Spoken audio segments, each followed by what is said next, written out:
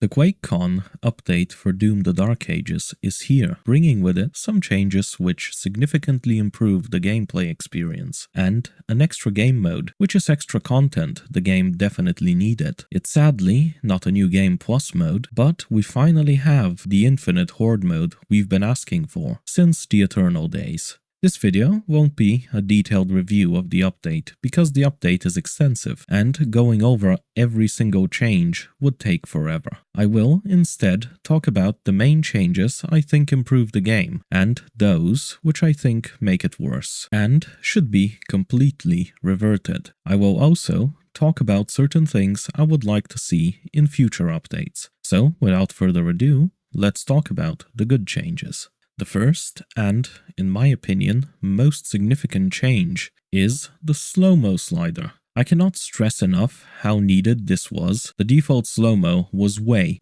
too much. I know it was meant to emulate the slow-mo from 300, but what looks cool in the movie doesn't really work well in the video game. And, in all honesty, the default slow-mo actually ruined the melee combat for a lot of people, myself included. The first mod I installed was one that allowed me to customize the slow-mo. Once I adjusted it to my liking, I instantly got addicted to the melee combat. The melee mechanics are the main reason I stuck with this game, so having an official way to adjust the slow-mo on both consoles and PC is a massive improvement.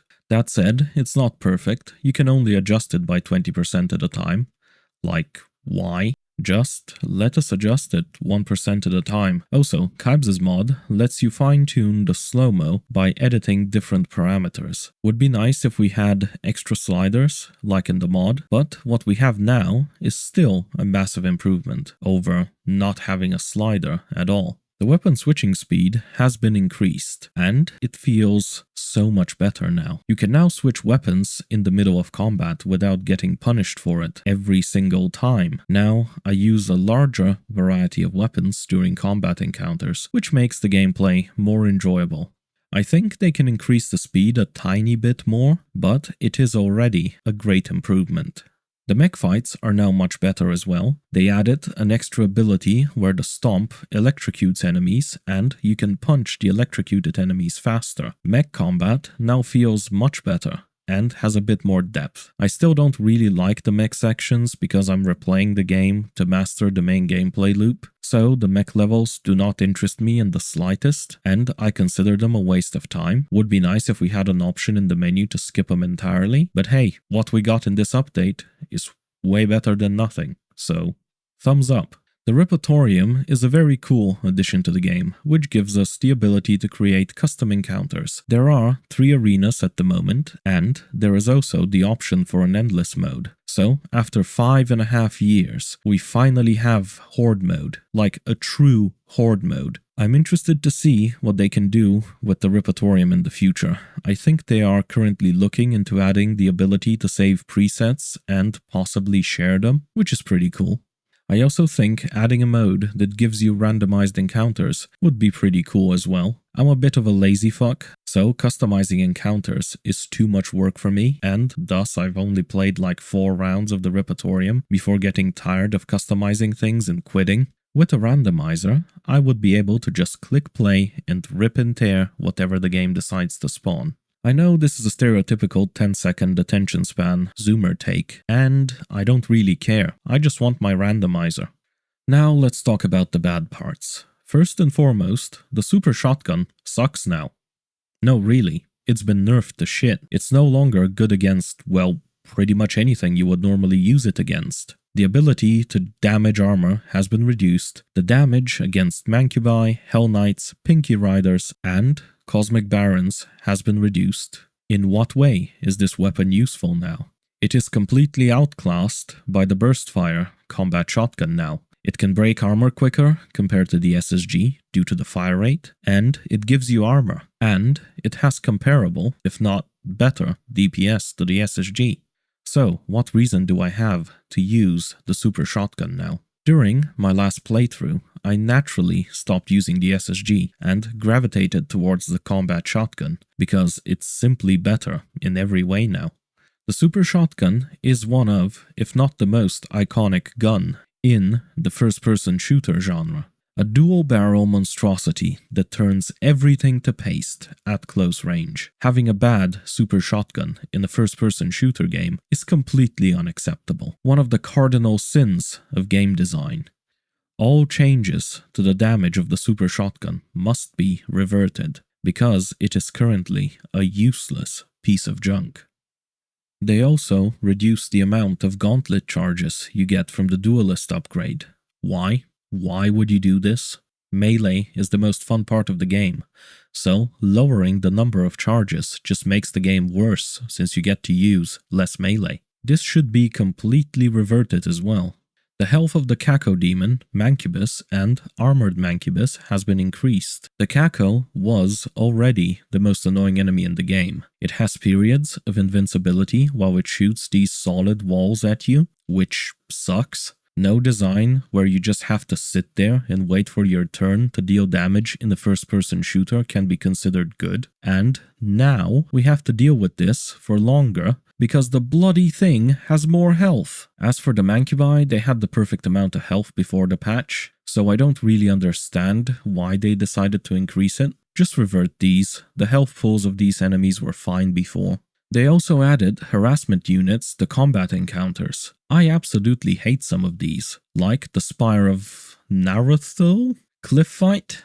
The arena is just way too small for you to fight a huge enemy like the Komodo, while dealing with a Caco and a Battle Knight. This encounter is now a chaotic mess. Not enjoyable in the slightest. They also added Arachnotrons to the Komodo champion fight, which was completely unnecessary. I actually enjoy fighting the big spongy enemies in a 1v1. Adding Arachnotrons that spam you with hit-scan machine gun fire just makes the encounter much less enjoyable for me. Having the occasional one-on-one fight is okay. You don't have to add harassment units to every single fight in the game, especially when said units have periods of invincibility, are hit scanners, or the arena is just too small to accommodate them. Please revert those two encounters, id.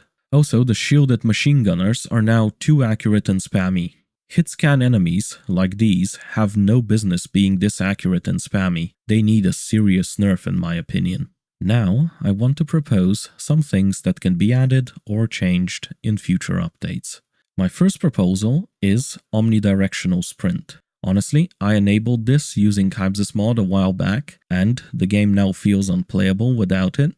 The movement just feels so much nicer, and the gameplay as a whole becomes faster. It also fits nicely into the whole stand and fight philosophy, since when you are unable to sprint while strafing, sometimes you have to turn away from the enemy in order to avoid a projectile, or chase a parryable one down, so you can parry it and activate a rune. More of a hit and run than stand and fight, no? Well, with omnidirectional sprint, you can dodge unparryable projectiles and catch parryable ones, and all while staying on target. Please add this to the game, id. It makes the game feel better to play. If you have any doubts, add it as an optional toggle in the sliders menu. I guarantee most people will like it and use it. My second suggestion is to add ways to backtrack from the end of the level all the way to the beginning. Doom Eternal had the fast travel system, which apparently is not possible in the Dark Ages due to it causing bugs. I don't know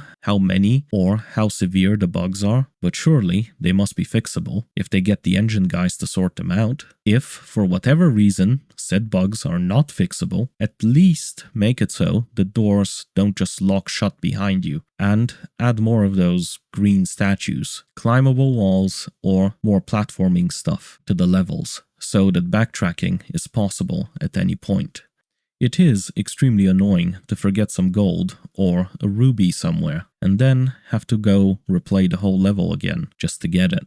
My third suggestion is to make right and left hand actions completely independent from each other. I see no reason why we have to lower the shield while switching weapons. It is better now, since we can block during the part of the animation where you bring your shield up after switching weapons, but why do we have to bring the shield down in the first place? Having the shield and weapon actions be completely separate and independent from each other makes a lot more sense to me. Being able to buffer weapon switching inputs during blocking or shield bashing is also something you would just expect to be in the game by default. This sort of input buffering is standard across the genre, and I think it really needs to be in the game. Not having it makes the controls feel very awkward and counterintuitive, especially on a first playthrough. My final suggestion is to fix the game's FSR implementation. I made a video where I demonstrated that the game's implementation of FSR suffers from horrible smearing trails. People with AMD GPUs rely on this upscaler to run the game at a decent frame rate, so I believe it is important to fix it.